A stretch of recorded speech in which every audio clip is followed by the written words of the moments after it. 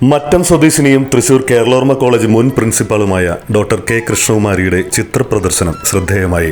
Life in dots and lines എന്ന solo art exhibition ഗുരുവായൂരിലാണ് സംഘടിപ്പിച്ചത്. ഗുരുവായൂർ കിഴക്കേനടയിലുള്ള മഞ്ജുലാലിന് തൊട്ടടുത്തുള്ള ലൈബ്രറി ഹാളിലാണ് ഇന്നും നാളെയുമായി ചിത്രപ്രദർശനം കലാസ്വാദകരെ വരവേൽക്കുന്നത്.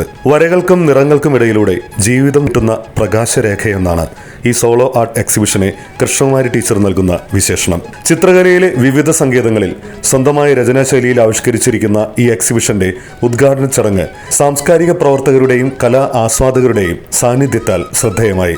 Visual artist Deepak K J സ്വാഗതം പറഞ്ഞ ഈ ചടങ്ങിൽ അധ്യക്ഷം വഹിച്ചത് ഗുരുവായൂർ ചുമർചിത്ര പഠനകേന്ദ്രം retired principal Shri K U Krishnakumar ആയിരുന്നു.